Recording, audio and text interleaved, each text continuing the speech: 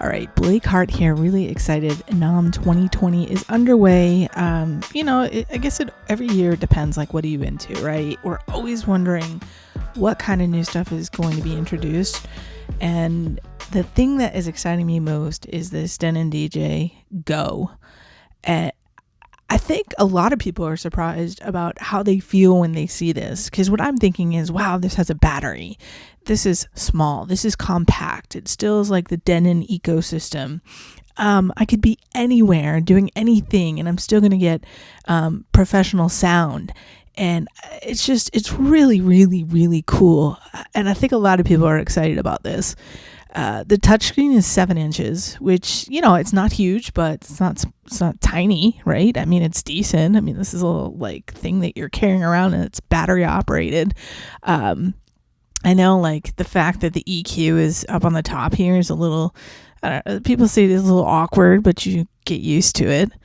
And it still has effects. It's got some pads, Wi-Fi capability. I've actually haven't used that feature yet. I don't know. I just haven't had the need to, but it's pretty cool, right? Especially if now you're taking this battery operated thing and you're in your backyard or wherever. It's pretty wild. Somebody, was like, hey, can you play what other, a certain song? And you just pull it up. The mics, dual mics. So this tiny thing has dual mics. That's pretty wild. Booth out. It's crazy. I mean, it has the link feature, so Resolve, right? So that's software I've shown in the past videos up here. Shows you how to do some graphic stuff for your DJ mixes.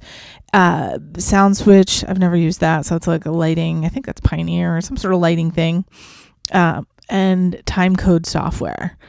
It'd be cool if, so in my head, and this isn't necessary, but I was like, oh, what if it had like MIDI out? That'd be cool. It's just like dreaming about things that I don't even use. I don't know why.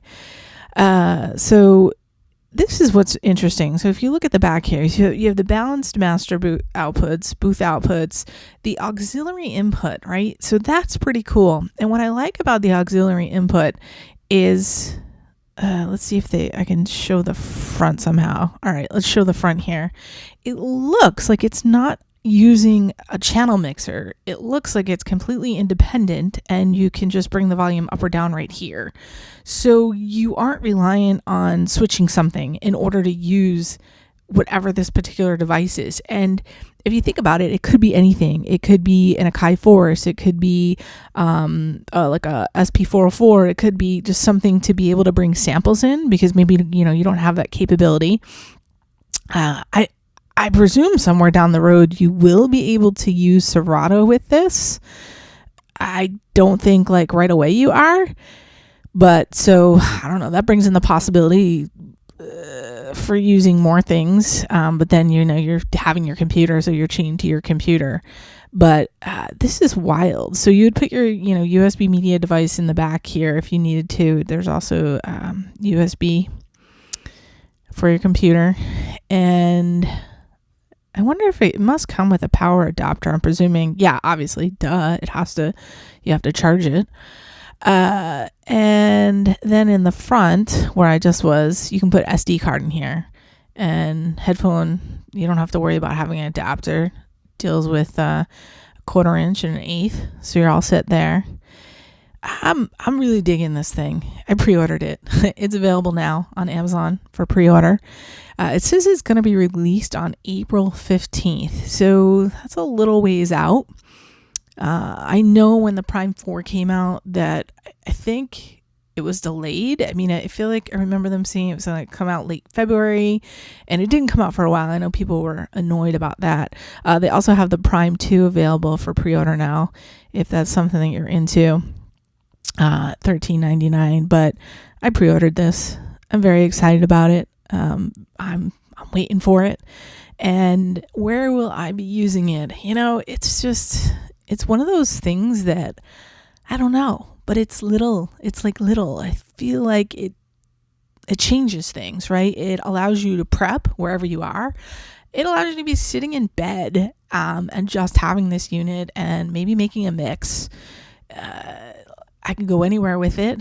I travel to California a lot for work, and they've joked about having me DJ. I mean, this would be really easy. This is like the only thing I would have to bring, and I think it looks like it would fit in my carry-on pretty easily. It's a novelty, I think, to some extent, right? It's geared towards professionals in the sense that, it's $1,000 entry point. So you're not, looking at somebody that's just a beginner. I mean, it'd be good for beginners too, but it's a high amount of money to enter right there. I think there's going to be a lot of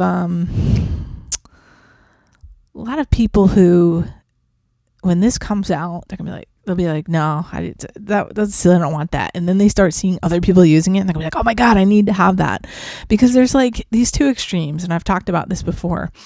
One reason that the Pioneer DJJ 1000 is so nice is because it has those full-size jogs, right? You're able to get in there, you got the feel of like having this like, real like sturdy big DJ gear in a controller.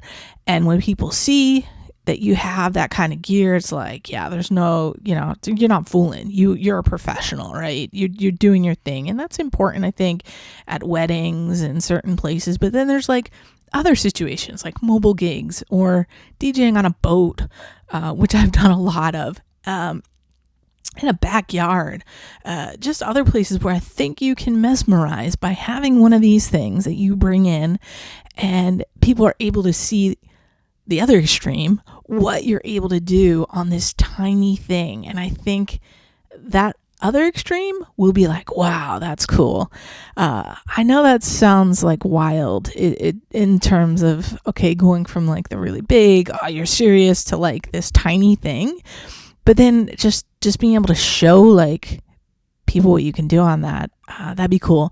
I'm all over the place here, but I just wanted to tell you that I'm excited about this. I don't know if you care or you don't care, and why. And then that it's available for pre-order on Amazon, because I have been watching and waiting for it, and this is exciting. So if you want to support this channel, I ask you to use that link below and head on over to Amazon if you're going to do your pre-order, or buy any other gear. Amazon gives me a little bit of a kickback, a little tip saying thank you for sending you their way. So thank you for that. And as always, I thank you for watching, and I'll see you again soon.